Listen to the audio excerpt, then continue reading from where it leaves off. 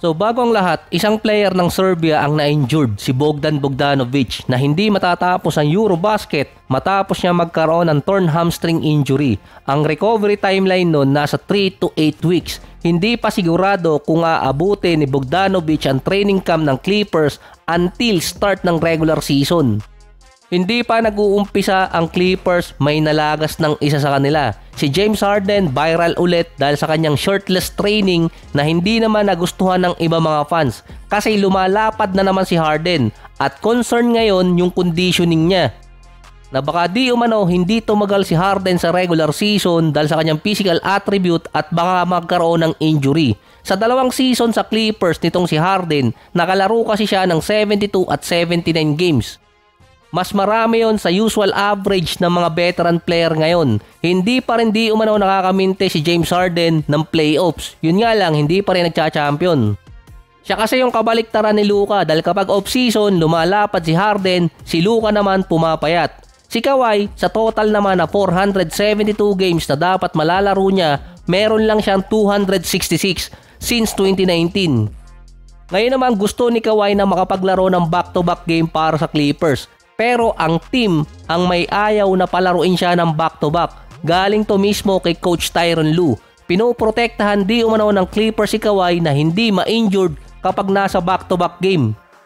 Matagal lang nire-request ni Kawhi na makapaglaro ng back-to-back pero si Lawrence Frank at medical team ang may ayaw. Prohibited si Kawhi sa back-to-back game. Kaso siya yung nayayari ng mga fans dahil nga sa load management. Papasok din si Kawhi sa training camp at regular season na walang listed injury.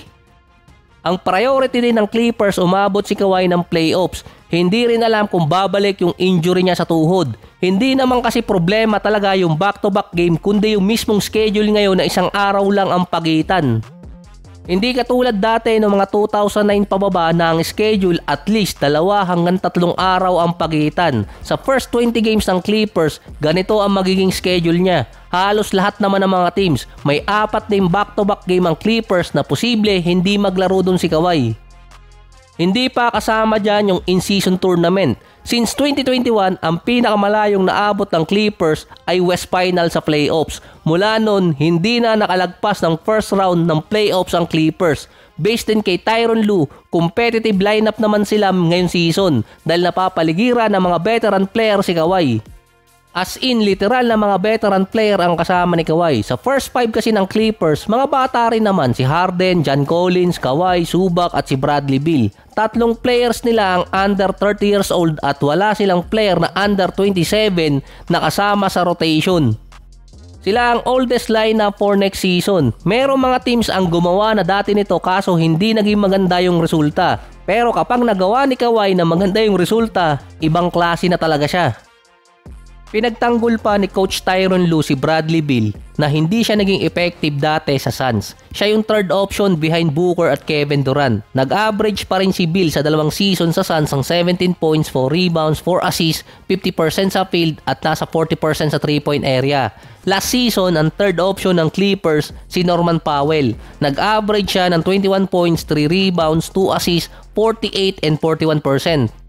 Ito yung wala pa si Kawhi sa lineup dahil nagpapagaling. Pero nung bumalik si Kawhi, si Norman Powell sa loob ng 20 games nasa 13 points, 2 rebounds, 1 assist, 43% sa field at 35% mula sa 3-point area. Bumagsak yung numbers nitong si Powell. Work from home pa. Ito rin kasi yung pinangahawakan ngayon ng Clippers na mas better si Bradley Beal kumpara kay Powell kung may kasamang 2 scorer or 2 star katulad ni Kawhi at ni Harden.